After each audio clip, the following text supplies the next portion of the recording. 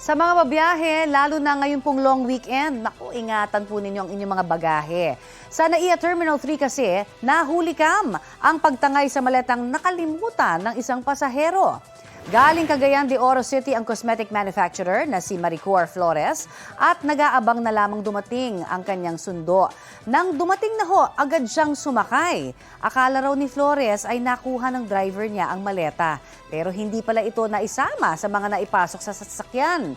May laman pa naman daw itong mga alahas at mamahaling bags.